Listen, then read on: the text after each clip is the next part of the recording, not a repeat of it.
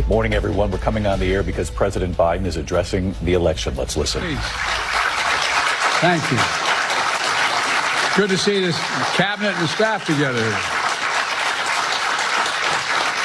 Thank you.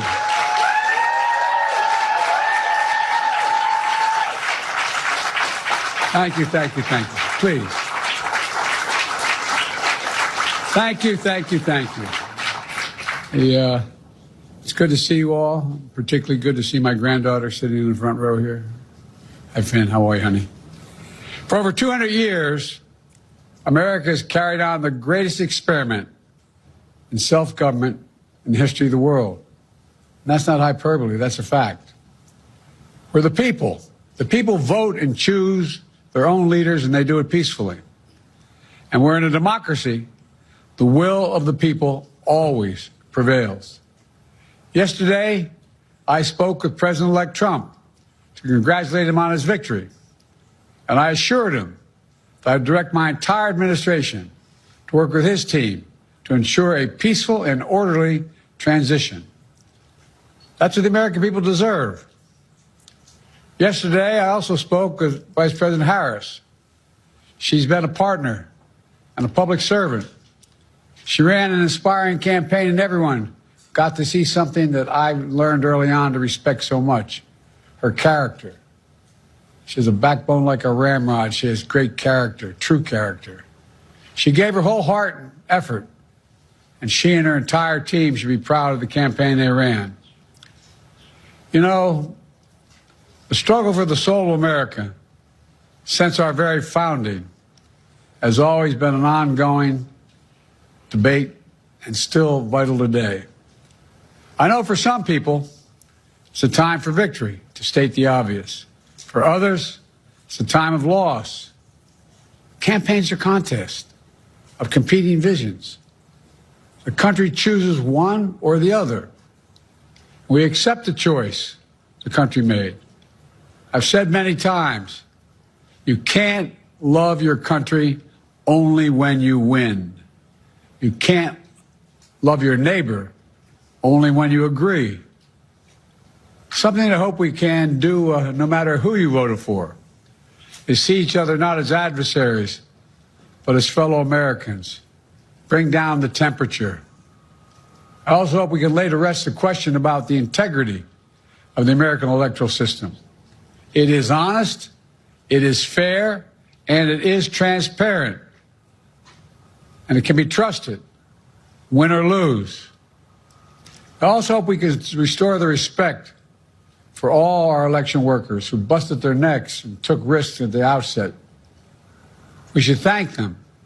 Thank them for staffing voting sites, counting the votes, protecting the very integrity of the election.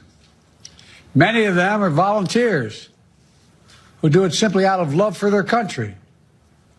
And as they did their duty as citizens, I will do my duty as president. I'll fulfill my oath, and I will honor the Constitution.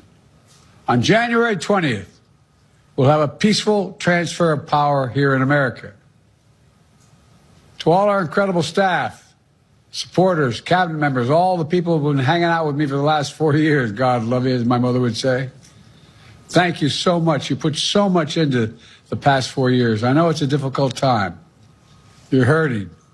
I hear you and I see you. But don't forget all that we accomplished. It's been a historic presidency. Not because I'm president, because what we've done, what you've done. A presidency for all Americans. Much of the work we've done is already being felt by the American people, but the vast majority of it will not be felt over the next 10 years.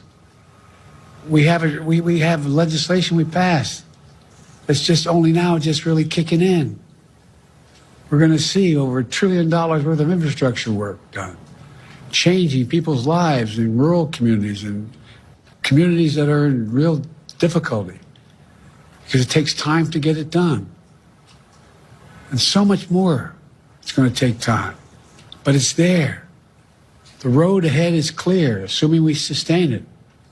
There's so much we can get done and will get done based on the way the legislation was passed. And it's truly historic. You know, we're leaving behind the strongest economy in the world. I know people are still hurting, but things are changing rapidly. Together, we've changed America for the better. Now we have 74 days to finish the term, our term. Let's make every day count. That's the responsibility we have to the American people. Look, folks, you all know it in your lives. Setbacks are unavoidable, but giving up is unforgivable. Setbacks are unavoidable, but giving up is unforgivable. We all get knocked down. But the measure of our character, as my dad would say, is how quickly we get back up. Remember, a defeat does not mean we are defeated. We lost this battle. The America of your dreams is calling for you to get back up. That's the story of America for over 240 years and counting. It's a story for all of us, not just some of us. The American experiment endures. We're going to be okay, but we need to stay engaged. We need to keep going. And above all, we need to keep the faith. I'm so proud to have worked with all of you. I really mean it. I sincerely mean it. God bless you all. God bless America. And may God protect our troops. Thank you, thank you, thank you.